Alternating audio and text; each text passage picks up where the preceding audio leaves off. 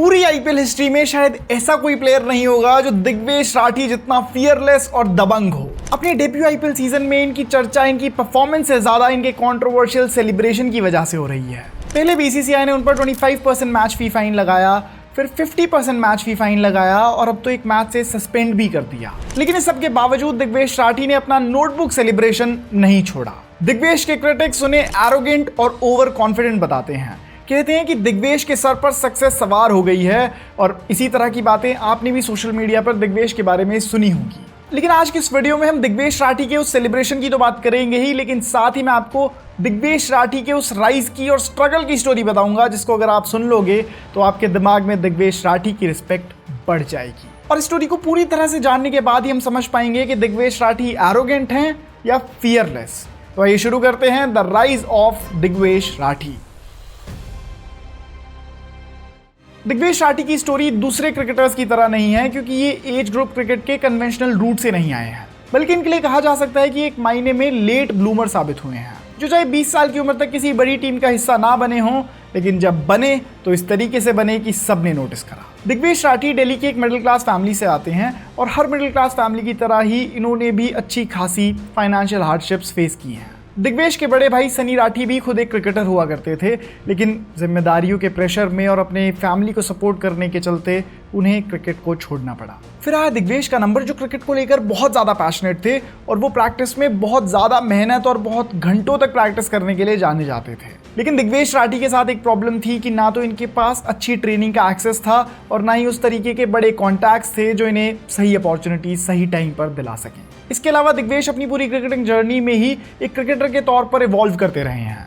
सबसे पहले वो एक बैट्समैन थे, लेकिन जब उन्होंने देखा कि दिल्ली के नेट्स में तो ऑलरेडी उनसे कई बेटर बैट्समैन प्रैक्टिस करते हैं और ज़्यादातर नेट्स तो अवेलेबल भी नहीं होते, तो उन्होंने बैटिंग छोड़ने का फैसला करा। फिर किसी ने उन्हें एडवाइस दी लेग स्पिनर बनने की, और फिर जब उन्होंने अपनी पहली लेग ब्रेक बॉल डाली तो उन्होंने देखा कि वो नेचुरली ही काफ़ी टैलेंटेड थे और इसीलिए वो लेग स्पिन करने लगे। फिर उन्होंने अपना बॉलिंग एक्शन अपने आइडल सुनील नारायण से इंस्पायर होकर डेवलप करना शुरू करा और साथ ही अपनी वेरिएशंस पर भी काम करने लगे। दिग्वेश घंटों तक प्रैक्टिस करते थे और अब उनका पोटेंशियल, उनका टैलेंट भी धीरे धीरे बढ़ने लगा था। लेकिन जब बात एज ग्रुप टीम्स में सिलेक्शन की आती थी तो उन्हें वहाँ सिलेक्शन नहीं मिलता था। इसका प्राइमरी रीजन तो यही है कि दिल्ली का डोमेस्टिक क्रिकेट सर्किट बहुत ज़्यादा कॉम्पिटिटिव है और दिल्ली में अक्सर होता है कि कई टैलेंटेड प्लेयर्स को भी नोटिस नहीं किया जाता। और इसी वजह से दिग्वेश को ये एडवाइस भी दी गई कि वो दिल्ली छोड़कर किसी और स्टेट के डोमेस्टिक क्रिकेट में ट्राई करें, लेकिन Digvesh chose to stick with Delhi. Delhi में रहना उनके लिए एक तरह से तो प्लस पॉइंट ही साबित हुआ, क्योंकि दिल्ली के कॉम्पिटिटिव क्रिकेट में स्टैंड आउट करने की कोशिश में उनकी बॉलिंग कॉन्स्टेंटली ही इंप्रूव होती रही। एक बार उनको दिल्ली की अंडर 19 टीम के लिए शॉर्टलिस्ट भी करा गया था, लेकिन जब फाइनल टीम में उनका नाम नहीं आया तो वो बहुत डिसअपॉइंट हुए थे। अब उनकी एज बढ़ती जा रही थी और इसी तरह उन्होंने अंडर 16 और फिर अंडर 19 के थ्रेशोल्ड को पार कर दिया और जैसे जैसे उनकी एज बढ़ रही थी वैसे ही उनकी परेशानियां भी बढ़ रही थी, क्योंकि बैक होम उनके ऊपर पैसों का दबाव भी बढ़ने लगा था। यहीं पर इधर उधर पैसे कमाने के लिए उन्होंने क्लब क्रिकेट खेलना शुरू करा, जहां वो अलग अलग क्लब्स को रिप्रेजेंट करते थे, और साथ ही उन्होंने कॉर्पोरेट लीग्स में भी खेलना शुरू करा, जहां सभी कॉर्पोरेट टीम्स उन्हें अपनी टीम में जोड़ने के लिए एक्साइटेड रहती थी। लेकिन एक प्रोफेशनल क्रिकेटर के पॉइंट ऑफ व्यू से अब सिचुएशन थोड़ी खराब होने लगी थी, क्योंकि जिस एज में एक प्लेयर आईपीएल खेल रहा होता है उस एज में दिग्वेश राठी कॉर्पोरेट लीग्स खेल रहे थे, और कॉर्पोरेट लीग्स में तो ज़्यादातर प्लेयर सीरियसली भी नहीं खेलते। लेकिन इस फेज में भी दिग्वेश ने अपनी बॉलिंग प्रैक्टिस पे कोई कॉम्प्रोमाइज नहीं किया। वो घंटों तक नेट्स में बॉलिंग करते रहते थे एंड अब जब सिचुएशन बहुत ज़्यादा खराब होने लगी तो उन्हें किसी भी तरीके से अब सर्वाइवल का कोई तरीका चाहिए था, और यहीं पे उनके लिए रेस्क्यू बनकर आई दिल्ली प्रीमियर लीग, डीपीएल, जिसको 2024 में ऑर्गेनाइज किया गया था। इसी की एक टीम साउथ दिल्ली सुपरस्टार्स ने दिग्वेश राठी को अपनी टीम में चुना एंड इस लीग से दिग्वेश राठी के लिए सब कुछ बदल गया। इस लीग में वो एक सुपरस्टार की तरह उभरे, जहां उन्होंने 10 मैचेस में 14 विकेट्स ली। उनका एक्शन, उनका कॉन्फिडेंस और उनकी प्रेजेंस सभी को इंप्रेस कर चुकी थी,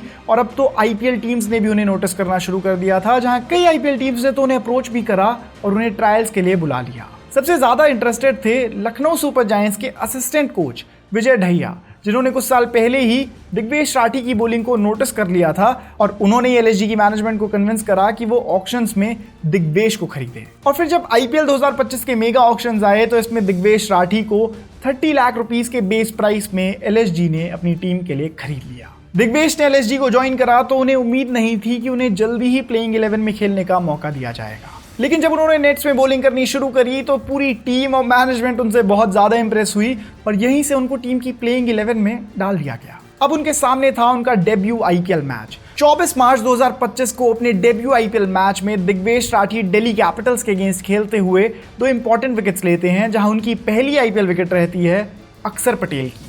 इसके बाद तो एलएसजी उन्हें वापस टीम में खिलाती रही क्योंकि उनकी बॉलिंग इकोनॉमी भी काफी अच्छी थी। लेकिन प्रॉब्लम आती है पंजाब किंग्स के अगेंस्ट खेले गए मैच में, जिसमें दिग्वेश राठी प्रियांश आर्या को आउट करते हैं और पहली बार अपना नोटबुक सेलिब्रेशन करते हैं। इस सेलिब्रेशन के बाद मानो इंस्टेंटली पूरी लाइमलाइट दिग्वेश राठी के ऊपर आ गई थी। इस सेलिब्रेशन को बैट्समैन के लिए ऑफेंसिव मानते हुए बीसीसीआई उन पर 25% मैच फीस फाइन लगाती है और एक डीमेरिट पॉइंट भी थमा देती है।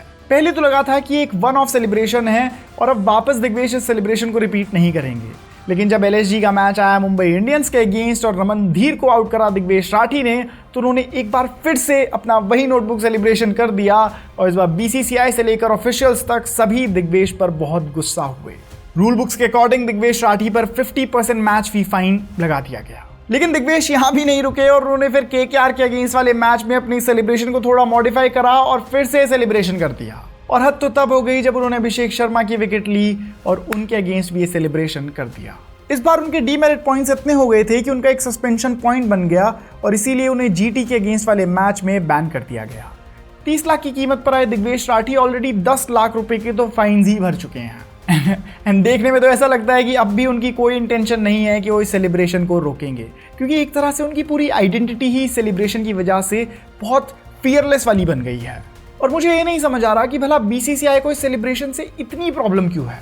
ये क्लासिक नोटबुक सेलिब्रेशन है जिसमें इतना डिमीनिंग कुछ नहीं है एंड इसके पहले भी हमने क्रिकेट में इस सेलिब्रेशन को होते हुए देखा है। आपको विराट कोहली का वेस्ट इंडीज के अगेंस्ट क्लासिक नोटबुक सेलिब्रेशन तो याद ही होगा, जिसको पूरे देश ने ही बहुत ज़्यादा सेलिब्रेट किया था। तो अगर तब कोई स्ट्रिक्ट एक्शन नहीं लिया गया तो अब क्यों। और दूसरी तरफ ये भी सही है कि आईपीएल को परफॉर्मेंस ओरिएंटेड रखने के लिए ज़रूरी है कि सभी प्लेयर्स आईपीएल के कोड ऑफ कंडक्ट को स्ट्रिक्टली फॉलो करें।